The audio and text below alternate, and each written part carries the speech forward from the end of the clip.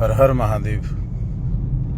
नारायण, इस समय मैं प्रयागराज कुंभ के लिए प्रस्थान कर रहा हूँ। कल रात कन्नौज पहुँचा हूँ और ऋषिकेश से कन्नौज पहुँचा हूँ। रात्रि को कन्नौज में स्टे किया हूँ और बड़े ही ऐसे ही हमने ऐसी व्यवस्था नहीं बनाई कि पहले से कहीं जाना है या रहना है।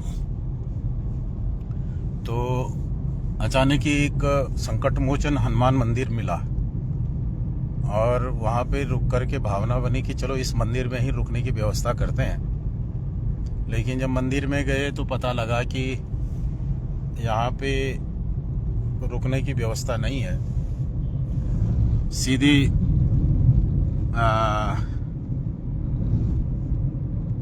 फिर तो पुजारी से पूछा, भाई कोई यहाँ पे रहता? तो एक नाथ जी का कोई यज्ञ चल रहा है, पीताम्बरा का यज्ञ। अच्छा, मैं आपको एक चीज़ बताऊं कि जब मैं आजकल पता नहीं क्यों मेरी भावना चल रही थी कि बगलामुखी का भाव चल रहा था और सचमुच हम पीताम्बरा वाले ही स्थान पे जो है बड़ा यज्ञ हुआ, यज्ञ देखा। रात्रि काल को उन्होंने यज्ञ किया और पीताम्बरा यज्ञ का एक वैशिष्ट्य जो नाथ संप्रदाय में चलता है वो देखने का मुझे मौका मिला। रात्रि को उन्होंने 2 बजे तक यज्ञ हवन किया, यज्ञ किया।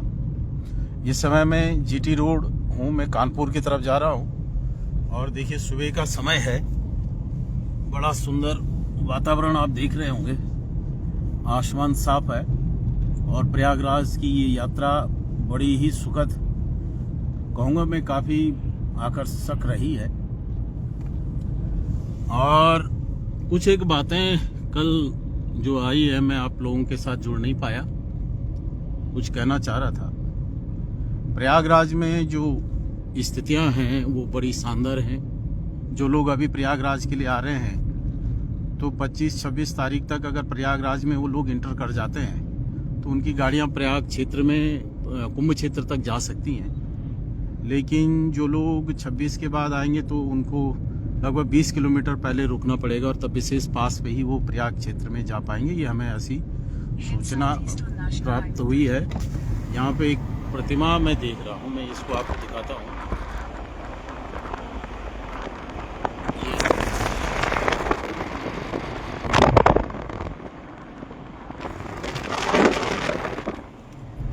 तो सुबह का समय, खेत खलियान और ठंडी सर्दी है यहाँ भी काफ़ी अच्छी। तो नारायण,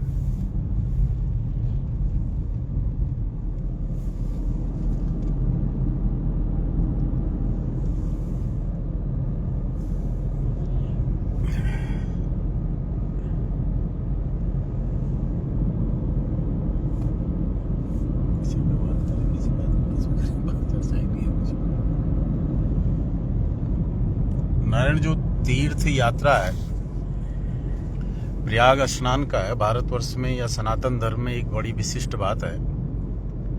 विशिष्ट बात यह है कि हर चीज का एक उत्सव है, हर चीज का एक रंग है। स्नान करने का भी एक रंग है। आपने दुनिया में कहीं नहीं देखा होगा कि जहां स्नान करना एक पुण्य माना जाता है, पवित्रतम भाव माना जाता है। खासकर किसी देव नदी में या किसी देव संगम पे या देव तीर्थ में। इसके लिए इसमें विशेषतया जो पौराणिक जो लोग हैं, पौराणिक जो समय है या पौराणिक जो हमारी विधा है, पौराणिक विधा स्नान करने के संबंध में बड़ी जागरूक है और एक बड़े भारी जन समूह को स्नान करने के लिए एक स्थान पे खींच करके ले आना, उनके हृदयों में स्नान के प्रति आस्था या विश्वास जगा देना, ये बड़ा विचित्र है। आपने कई बार सुना होगा, मैं एक बात के लिए ही आपसे बात कर रहा था कि जो लोग अपने आप को दार्शनिक समझते रहे हैं, कई जो सनातन धर्म से इतर कई लोग अपने आप को बड़ा भारी धार्मिक और उन्होंने संगठन भी खड़े किए और नए साधना पद्धतियों का भी उन्होंने बड़ा प्रचार प्रसार किया, संगठन बनाए, बड़े समूह इकट्ठा किए। बल्कि कई समूह में तो उन्होंने एक अपने आप को एक नया आस्था का उन्होंने एक नया सृजन भी किया। उनके यहाँ आप जब देखेंगे तो गंगा स्नान का जो या तीर्थ में किसी विशेष पर्व पे या किसी तिथि पे स्नान करने को लेकर के उन लोगों ने बड़े कुतर्क स्थापित किए। वो कुतर्क ऐसे कुतर्क थे कि भाई मन का मैल मिटा नहीं तो शरीर का मैल मिटाने से क्या लाभ होगा। ये वो निगुरे लोग हैं या इनको सनातन धर्म के पहचान नहीं है या मानव संवेदना का या जो मानव चेतना का जो स्तर है उसके संबंध में इनको कख भी पता नहीं, मतलब जीरो स्तर का पता है। इसलिए बड़े बड़े दार्शनिक हुए नारायण, उनके पंथ चल रहे हैं, मत चल रहे हैं। तो उन लोगों ने जो सनातन धर्म का जो ये स्नान पद्धति है या तीर्थ में विशेष स्नान की पद्धति है, इस पद्धति को लेकर के बड़े आक्षेप वो लोग करते रहे हैं और उनका निराकरण करना वैसे तो कोई बहुत जरूरी नहीं है, लेकिन फिर भी कुछ एक बातें मैं आप लोगों के साथ शेयर करना चाहूँगा, जिसके लिए मैं भी, क्योंकि हम तो स्नान को लेकर के तीर्थ में स्नान, गंगा का स्नान या त्रिवेणी स्नान या प्रयाग स्नान या अन्य तीर्थों में स्नान करने का आप देखेंगे कि कहीं भी कोई भी, चाहे आप पुराण के, चाहे स्कंद पुराण में आप देखेंगे, स्कंद पुराण में विभिन्न तीर्थों का वर्णन है, उसमें जैसे केदार खंड के तीर्थों का भी वर्णन है या अवंती खंड का वर्णन है, कि जो काशी खंड का वर्णन है। इनमें जो तीर्थ है, इन तीर्थों में स्नान का विशेष महत्व बताया गया है और उस स्नान से जीव के जीवन में विशेष परिवर्तनों का होना दिखाया गया है। अब आप देखेंगे कि आप बोलेंगे स्नान कैसे प्रभावित करता है मानव चेतना को। देखिए नारायण, मैं बहुत ऊंचे से भी दोनों प्रकार के मैं आपको एग्जांपल देता हूं कि जो कामी व्यक्ति है, कामी व्यक्ति काम के संसाधनों को जब अपने निकट देखता है, उसके स्पर्श करता है, तो उसके स्पर्श होने से ही उसके चित्त में, उसके मन में, उसकी बुद्धि में, उसके चेतना में एक रसायन का स्राव होता है। उस रसायन के स्राव से वो काम के प्रति वो अत्यंत उग्र होकर के उसके मानसिक परिवर्तन होते हैं। और आपने देखा होगा, आप अनुभवी लोग हैं कि इसी काम को लेकर के सारे संसार में जो साधना पद्धतियां हैं, वो साधना पद्धतियां धिक्कारती हैं कि भाई नहीं, ये शरीर को व्यग्र करता है, चेतना को व्यग्र करता है, माने चेतना को अशुद्ध करता है, इसलिए इन चीजों से बचो। मतलब बाहरी पदार्थ का प्रभाव चित्त पे पड़ता है, ये आपका आम अनुभव है। वही जो दार्शनिक हैं, जो तीर्थ में स्नान करने को लेकर के बड़ा कुतर्क देते हैं कि मन का मैल मिटा नहीं तो बाहर की चीजों, बाहर का स्नान से क्या हो जाएगा, ये ऐसा आपने सुना होगा। और वही लोग जब कहते हैं कि नहीं जी, आपको आहार व्यवस्था ठीक रखनी है, व्यवहार व्यवस्था ठीक रखनी है, तो भैया ये भी तो बाहर की चीजें हैं। मैंने एक तरफ आप मानते हैं कि बाहर की चीजें चित्त पे प्रभाव डालती हैं, बाहर की चीजें मन पे प्रभाव डालती हैं, बाहर की चीजें आपकी आध्यात्मिक उन्नति को प्रभाव डालती हैं। आहार आपके चेतना पे प्रभाव डालता है, व्यवहार आपकी चेतना पे प्रभाव डालता है, आपकी आध्यात्मिकता पे प्रभाव डालता है। अरे नारायण, वाणी से बोला गया असत्य भी आपके साधना में बदलाव डालता है। ये तो पूरा शास्त्र सम्मत है। लगभग हर मत में, हर पंथ में, हर विचारधारा में ये बात सिद्ध है कि वो बाहर के कई हजारों साधनों को वो मानते हैं कि जो चेतना पे प्रभाव डालते हैं, आपकी मनोवृत्ति पे प्रभाव डालते हैं, ये यहाँ मानते। तो नारायण, जब अन्य पदार्थ प्रभाव डालते हैं तो स्नान क्यों कर प्रभाव नहीं डालेगा, क्यों कर प्रभाव नहीं डालेगा? तो मैं आपको मैंने आपको बताया, मैं एक साधारण, मैं बहुत शास्त्रीय प्रमाणों से आपको ये नहीं बता रहा हूँ, मैं एक व्यवहारिक जो आपके और हमारे जीवन में होता है। वास्तव में स्नान से चित्त पे गंभीर प्रभाव पड़ते हैं। और ये एक स्नान ऐसा होता है कि आप बाथरूम में बाल्टी लेकर के गए, लोटे से आपने पानी डाला, वो एक स्नान वो वाला स्नान है। ये स्नान पैशाचिक स्नान है नारायण। सनातन धर्म का व्यक्ति अगर स्नान करता है तो बाथरूम के जल में भी, अब नवग्रह जो सामग्री से या नवग्रह के पदार्थों से अगर आप जल में, आजकल जैसे माघ मास शुरू हो गया है, तो माघ मास में अगर आप जल में तिल डाल करके स्नान कर रहे हैं, इस समय माघ मास में जल में तिल डाल करके स्नान करने का विधान है, तो आप तिल उस पदार्थ को डाल करके ही जल को स्नान योग्य बना देते हो।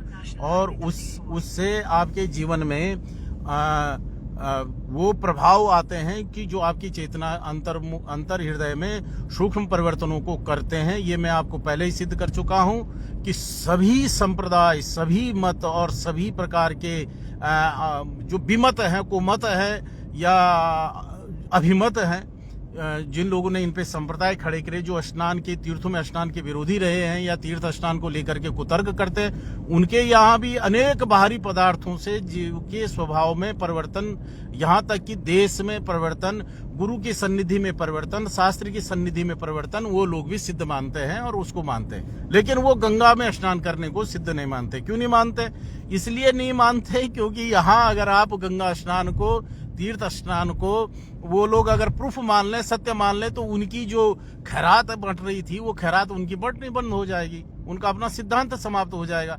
इसलिए वो लोग तीर्थ में स्नान का जो है बहुत ज्यादा उनके यहाँ विरोध देखा जाता है। इसलिए आप अगर सनातनी हैं और आप तीर्थ स्नान को लेकर के उत्सुक रहते हैं तो आपके पास तर्क होना चाहिए कि वास्तव में ये असर डालता है। ये मैंने आपको पहले ही शुरुआत में ही मैं आपको ये बताता रहा हूँ। तो नारायण, तीर्थ स्नान का जो परिणाम है, जो जल राशि है, जो जल है, जो गंगा इत्यादि पूज्य नदियों का जो जल है या यमुना आदि नदियों का जो पूज्य जल है, ये जल अमृतवाही माना गया है, अमृत संतृप्त माना गया है, अमृत से स्पर्श किया हुआ माना जाता है।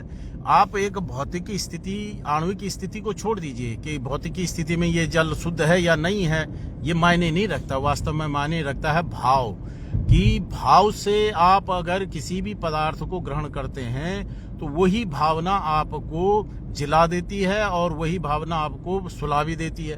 तो जल को लेकर के जो, या गंगा आदि तीर्थों के जो जल हैं, ये जल पवित्रतम माने जाते हैं और ये पवित्रतम होते हैं, क्योंकि इस सृष्टि में वास्तव में अगर आप व्यवहारिकता से देखेंगे तो व्यवहारिकता में एक होती है शास्त्र की दृष्टि और एक होती है मानवीय दृष्टि, अनुभव की दृष्टि, व्यक्तिगत दृष्टि, जो प्राकृतिक दृष्टि है। तो प्राकृतिक दृष्टि में वास्तव में शुद्ध और अशुद्ध कोई पदार्थ ही नहीं है। प्राकृतिक दृष्टि से शुद्ध और अशुद्ध पदार्थ है ही नहीं। आप बोलेंगे जी, मैं आपको कुछ उदाहरण देता हूँ, सड़ा हुआ मांस, आप बोलेंगे जी सड़ा हुआ मांस जो है अपवित्र है, लेकिन उस सड़े हुए मांस में कीट पड़े हुए हैं, कीड़े पड़े हुए हैं। कीड़ों के दृष्टिकोण से वो सड़ा हुआ मांस क्या है? कीड़ों की दृष्टि से सड़ा हुआ मांस जो है पवित्रतम है, उनका आहार है। वो आहार जो है वो पवित्र मान करके तो ग्रहण कर रहे हैं, और उन्हीं कीड़ों को अगर उसमें विष डाल दो तो वो नहीं ग्रहण करते हैं, तो वो विष को अपवित्र मानते हैं और उसको पवित्र मानते हैं। तो इस सृष्टि में अपवित्र नाम का पदार्थ नहीं है। व्यवहारिक दृष्टिकोण से, मानव के दृष्टिकोण से कुछ पदार्थ पवित्र हैं, कुछ पदार्थ अपवित्र हैं, लेकिन सृष्टि की दृष्टिकोण से या पूरे जो जीव समुदाय के दृष्टिकोण से कोई, ये नारायण अभी सुबह का सूर्योदय भी हो रहा है, मैं आपको वैसे भी वो भी दिखाता रहूंगा, दोनों विंडो से मैं आपको दिखा रहा हूं। तो सृष्टि का जो पवित्रता का भाव है, सृष्टि के पवित्रता का भाव भिन्न है, क्योंकि एक मानव प्रजाति के लिए जो पदार्थ ग्राह्य अग्राह्य हैं वही उसके लिए पवित्र और अपवित्र हो जाते हैं। ठीक इसी प्रकार से श्वान प्रजाति के लिए, माने कुकुर आदि के लिए, जो उनके पवित्र और अपवित्र हैं वो भिन्न हैं।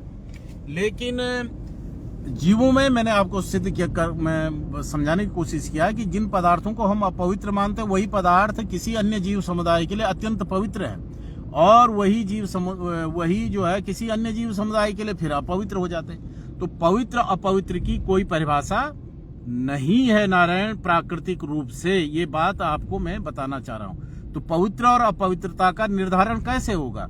तो पवित्रता और अपवित्रता का निर्धारण होगा शास्त्र से, मानव प्रवृत्ति से, मानव चेष्टा से, मानव बुद्धि से कोई भी पदार्थ को पवित्र और अपवित्र नहीं सिद्ध कर सकता है कोई भी। आप इसमें आप डिबेट कर सकते हैं कि भाई ये पदार्थ पवित्र है और ये पदार्थ अपवित्र है, या मानव डिबेट से सिद्ध नहीं कर सकते। क्यों? इसलिए सिद्ध नहीं कर सकते हैं कि मानव जिन पदार्थों को अपवित्र कहता है वो हो सकता है औषधि रूप से फिर से पवित्र हो जाते हैं, या उनका रूप परिवर्तन करके वो कहीं अन्य जाकर के पवित्र हो जाते हैं। तो ये बड़ा विचित्र है। तो पवित्र अपवित्र का कोई भाव साधारण अवस्था में नहीं किया जा सकता है। ये सुंदर सा सूर्योदय भी मैं आपको दिखा रहा हूँ, इसमें बड़ी सुंदर सा भगवान सूर्य नारायण भास्कर जो है प्रातः काल जो है उदय हो रहे हैं क्षितिज पे, और बड़ा सुंदर हो। तो महाराज मैं पहाड़ का व्यक्ति हूँ, और उसका परिणाम ये होता है कि पहाड़ों में जो सूर्योदय होता है वो भिन्न प्रकार का होता है। वो सूर्योदय क्योंकि पहाड़ों के बीच से निकल करके होता है, यहाँ का जो सूर्योदय है ये भिन्न प्रकार से मुझे दिख रहा है और बड़ा रोमांचित कर रहा है, बड़ा अच्छा मुझे लग रहा है, बशर्ते अच्छा अनुभव रह रहा है। तो मैं आपको सुबह सुबह की लाइव में आपको साथ आया हूँ, क्योंकि इसके बाद मैं बहुत व्यस्त हो जाऊँगा जब कुंभ क्षेत्र में पहुँचूँगा। कुंभ क्षेत्र में पहुँचने के लिए मुझे अभी 5 घंटे लगेंगे, अभी मैं कानपुर पहुँचूँगा पहले। तो नारायण कुंभ तो पवित्र पे हम वार्ता कर रहे थे।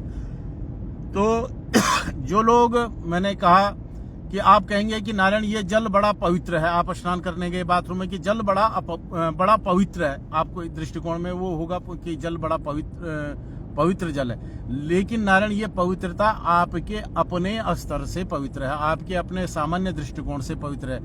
आपको 100 तर्कों से सिद्ध किया जा सकता है कि आप जिस जल से स्नान कर रहे हैं वो किसी अन्य के लिए अपवित्र है, अग्राह्य है ना। कि आप अगर आजकल सर्दियों का मौसम चल रहा है, आप बोलेंगे जी बड़ा पवित्र जल है, नहा लेते हैं, लेकिन जो व्यक्ति गर्म जल से नहाता है उसके लिए वो जल क्या है, अग्राह्य है। वो जब तक उसमें गर्म जल नहीं मिलेगा तब तक वो ग्रहण नहीं करेगा उसको। तो ये बड़ा स्थितियां हैं। अच्छा, एक वैज्ञानिक दृष्टिकोण से, या किसी व्यक्ति को ऐसा रोग लगा हुआ है कि जिसकी स्किन में कैल्शियम से जो है इरिटेशन होता है, या कैल्शियम से जो है उसके शरीर में एक माने खुजली पैदा हो जाती है, और जिस जल में वो नहा रहा है उसमें कैल्शियम की मात्रा ज्यादा है, तो उसके लिए वो अपवित्र हो गया।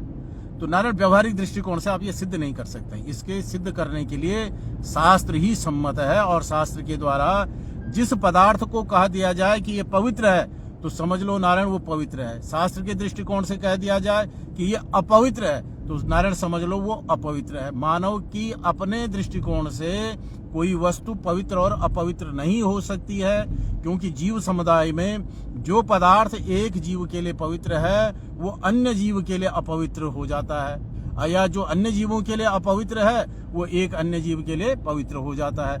इसलिए शास्त्र दृष्टिकोण से जिस पदार्थ को, जिस वस्तु को पवित्र कह दिया जाता है वही पवित्र है। ये बात मैं इसलिए कह रहा हूं कि सनातन धर्म के जो पौराणिक अभिमत हैं, पौराणिक दृष्टिकोण है, उस पौराणिक दृष्टिकोण से गंगा यमुना इत्यादि नदियों के जल को पवित्र मान लिया गया है, पवित्र कह दिया गया है। अब हम उसको पवित्र मानते हैं। उसका परिणाम ये होगा कि हमारी जो भावों में उस जल का स्पर्श होता है, अब भाव परिवर्तन हो जाएगा। भाव परिवर्तन होने से पवित्रता का एहसास, पवित्रता का भाव परिवर्तन अगर हम अपने मस्तिष्क को करवाते हैं तो इससे मस्तिष्क सकारात्मक रसायनों का स्राव मस्तिष्क में करता है, शरीर में करता है, भावना में करता है। अगर अच्छे मस्तिष्क में शुद्ध अच्छे माने सकारात्मक रसायनों का स्राव होता है तो नारायण चित्त भी सकारात्मकता को ग्रहण करता है, और हम अपने चित्त को जितने दीर्घ काल तक सकारात्मक प्रभाव देते रहेंगे तो चित्त की उर्वरा शक्ति सकारात्मकता के प्रति बदल जाती है, बढ़ जाती है, और उसका परिणाम ये होता है कि हम आध्यात्मिक दृष्टिकोण से, हम धार्मिक दृष्टिकोण से, साधना के दृष्टिकोण से हमारा उत्थान और व्यवहार बदलने लगता है। हम चीजों को समझ लें। आप बोलेंगे जी भाव से कैसे? देखो जी, आपकी माता आपके सन्निधि में आती है तो वो एक स्त्री ना, आपको भाव ना दी गई माता की पवित्रता के, माता की पूज्यता की, माता के मातृत्व की, वात्सल्य क्या, आपकी जो भावना आपके हृदय में उदय होगी तो वो भावना उदय होने का परिणाम क्या होगा कि आप प्रसन्न हो जाते हैं, नारायण आप आनंदित हो जाते हैं। लेकिन अगर उसी माता के जगह पे अन्य कोई स्त्री आकर के आप आते हैं, उसके प्रति आपकी अगर अन्य कोई दूषित मानवृत्ति होती है तो आपके चित्त में दूषित रसायनों का स्राव होता है। ठीक इसी प्रकार से गंगा इत्यादि जो तीर्थ स्नान है, तीर्थ स्नान भाव परिवर्तन करता है। वास्तव में इसका शरीर के शीतलता और शीतलता का लाभ तो मिलता है, लेकिन सिर्फ शरीर धोने से मतलब नहीं है नारायण। अगर शरीर धोने से मतलब होता तो ऋषि महर्षि लोग अवश्य ही आपको कहते हैं कि खूब उबटन लगा करके गंगा में स्नान करो, खूब उबटन लगा करके आप तीर्थ में स्नान करो। उबटन माने साबुन आदि लगा करके खूब मलमल करके अपने को धोइए तो आप पवित्र हो जाएंगे। ऐसा नहीं उपदेश है। उपदेश क्या है कि आप तीर्थ में स्नान करने जाओगे, पवित्रता, और आप तीर्थ में जब स्नान करने जाओ, नारायण गंगा आदि के स्नान करने जाओ, पहले भगवती को गंगा के तट पे पहले भगवती को जो है साष्टांग प्रणाम करो। अगर पुरुष है तो साष्टांग प्रणाम करो, पुरुष महिला है तो अष्टांग प्रणाम, साष्टांग आप जो है नमन करके माथा लगा करके प्रणाम करो, वक्षस्थल नहीं लगाना है। और दंडवत प्रणाम एक करने वाले हैं, साष्टांग प्रणाम करिए। आप उसके बाद गंगा के जल का स्पर्श करके अपने वहाँ संकल्प करेंगे कि भाई मैं अमुक जगह पे तीर्थ पे स्नान करने जा रहा हूँ, मेरे पितरों का उद्धार हो या मेरे मन में शुद्ध समृद्धि की अभिवृद्धि हो, ज्ञान की अभिवृद्धि हो, भक्ति की अभिवृद्धि हो। इस प्रकार का संकल्प करके आप उस दिन के तीर्थ उस तीर्थ का नाम उच्चारण करेंगे। उस दिन जो नक्षत्रों की क्या स्थिति है, काल की क्या स्थिति है, कौन सा संवत्सर चल रहा है, कौन सा अयन चल रहा है, कौन सी ऋतु चल रही है, कौन सा दिवस चल रहा है, उस दिन नक्षत्र कौन सा चल रहा है, उस दिन योग कौन सा चल रहा है। तो इस प्रकार से आप संकल्प करेंगे। संकल्प करके मूसलवत आप जो है स्नान करेंगे। मतलब ये जो स्नान है साफ दिख रहा है कि इस स्नान का तात्पर्य शरीर की शुद्धि से इसका कोई लेना देना नहीं। इस स्नान का तात्पर्य है मन के भावों को लेकर के। इसलिए नारायण मन के भावों का परिवर्तन करना। आप देखेंगे, आप आसन पे बैठ जाइए, कई दिनों आप आसन पे बैठे रहेंगे, चित्त में परिवर्तन होना बड़ा कठिन साध्य है। लेकिन तीर्थ में स्नान करके अगर आप स्नान करते हैं, आप देखेंगे कि भाव परिवर्तन करना बड़ा सहज हो जाता है। मतलब कि आप जिस भाव की श्रृंखला को, जिस भाव के पदार्थ को, जिस भाव के द्रव्य को, जिस भाव के कलश को आप आसन पे बैठ करके या घर में बैठ करके ध्यान में लगा करके जिन भावों को प्राप्त करना चाहते थे, नारायण कठिन साध्य है। 6 महीने 7 साल भर तक आप बैठे रहते तब भी वो भाव प्राप्त नहीं होते हैं। लेकिन ये मेरा व्यक्तिगत अनुभव रहा है कि तीर्थ में स्नान करने से वो सारे भाव स्नान मात्र से प्राप्त हो जाते हैं। अगर आप ठीक शास्त्रीय स्नान की विधि जानते हैं तो 1000% सिद्ध है कि वो स्नान से चित्त के भावों में परिवर्तन होता है। इसलिए नारायण तीर्थ का महात्म्य श्रवण करना चाहिए और तीर्थ के महात्म्य में स्नान का महात्म्य भी श्रवण करना चाहिए। इस समय जैसे कुंभ का मेला चल रहा है, हम कुंभ स्नान के लिए जा रहे हैं, तो ये जो स्नान है नारायण, ये सिर्फ स्नान ये नहीं है कि शरीर के मैल को धोना, नहीं नारायण, इससे भाव परिवर्तन होता है और भाव परिवर्तन ही मन के मैल का प्रक्षालन करता है। 100% तीर्थ के स्नान से ही मन का मैल मिटता है, तीर्थ के स्नान से ही बुद्धि का मैल मिटता है, तीर्थ के स्नान से ही चित्त का मैल मिटता है। ये सिद्ध है। कोई व्यक्ति अगर डिबेट करना चाहे, किसी को अगर इस विषय में जिज्ञासा हो तो अवश्य ही उनका स्वागत है। नारायण आप कमेंट बॉक्स में आकर के आप कमेंट कर सकते हैं। बाद में मैं उस पर भी एक वीडियो बना करके आपको प्रत्युत्तर दे सकता हूँ, उसका शंका समाधान कर सकता हूँ। तो इसलिए नारायण अगर आप समर्थ हैं, आप अगर आपके पास सामर्थ्य है, समय है और प्रयागराज आना चाहें, प्रयागराज में जाकर के स्नान करना चाहें, देश के किसी भी कोने में या किसी भी क्षेत्र में आप हैं तो वहां से आकर के प्रयागराज में स्नान करना चाहें तो इसमें स्नान करना चाहिए। जो लोग स्नान नहीं कर सकते हैं, प्रयाग आदि तीर्थों का स्मरण करके सतोषदी को डाल करके जल में और प्रयाग तीर्थ का स्मरण करके वो लोग स्नान कर सकते हैं। किंबा जो लोग प्रयाग में, अगर आपके कोई रिश्तेदार, आपके कोई निकट वाले व्यक्ति प्रयाग में आए हैं तो उनको प्रयाग के जल को मंगवा करके, किसी कलसी में जल मंगा करके उस कलसी जल को अपने स्नान के जल में डाल करके उसका स्नान करना चाहिए। या गंगा, यमुना और सरस्वती आदि नदियों का स्मरण करते हुए उस जल को अभिमंत्रित करके उस जल से स्नान करना चाहिए। इससे भाव परिवर्तन होता है। और ये जो कुतर्क है, ये जो दुर्बुद्धि है, ये जो पशु बुद्धि है या जो असुरी बुद्धि है कि मन का मैल मिटना चाहिए तभी जा करके स्नान करना चाहिए, ये असुर बुद्धि है नारायण, ये विकृत बुद्धि है। मैं एक महाराज जी का वो देख रहा था कि मलेच्छों की बुद्धि है, ये मलेच्छ बुद्धि है। इसलिए मलेच्छ बुद्धि का परित्याग करें और स्नान को धर्म, स्नान को आध्यात्म, स्नान को साधना मान करके, धर्मोपदेश मान करके, शास्त्राज्ञा मान करके उसको करें। इससे अवश्य ही भाव की शुद्धि होती है। और मन के मैल का प्रक्षालन करने का अगर एकमात्र उपाय अगर कुछ है तो वो एकमात्र उपाय में तीर्थ स्नान का भी विधान है। और अन्य विधियां है, अन्य विधियां नारायण, उन विधियों का जो रूपांतरण है, उन विधियों का जो अनुभव है वो बहुत देर में होता है। लेकिन गंगा स्नान और तीर्थ स्नान, त्रिवेणी स्नान से अवश्य ही चित्त का मैल नष्ट होता है, व्यक्ति को पुण्य की प्राप्ति होती है। और मन मस्तिष्क में अगर आपके हृदय में ठीक आपके चित्त में अगर ठीक तीर्थ महात्म्य स्थापित है तो वो तीर्थ महात्म्य से अवश्य ही आपके जीवन में, हृदय में और स्वभाव में वो परिवर्तन आते हैं जो स्नान के महात्म्य को कहा गया है। नारायण, इस विषय में मैं फिर से लाइव आऊँगा। अभी मैं पहुँचा हूँ जेसरमऊ उत्तरपुरी कानपुर में अभी पहुँचने वाला हूँ। कानपुर पहुँचूँगा और उसके बाद कानपुर में थोड़ी देर रुकने का हमारा वो था। कल रात मैं कन्नौज में रुका हूँ एक देवालय में, और वहाँ पे बगलामुखी का यज्ञ चल रहा था, तो बड़ा अच्छा लगा। वो लोग रात्रि के 2 बजे तक हवन करते रहे, तो बड़ा अच्छा वातावरण रहा, बहुत सुंदर निद्रा भी आई और बड़ा भाव मन प्रफुल्लित था। तो अब कन्नौज से हम लोग निकले हैं कानपुर की तरफ। आगे मैं फिर आपके लोगों के साथ कुछ फिर से अगर संपर्क करने का मौका मिला तो मैं आप लोगों के साथ लाइव आऊँगा। अभी के लिए इतना ही। हर हर महादेव, जय कंकालेश्वर महादेव।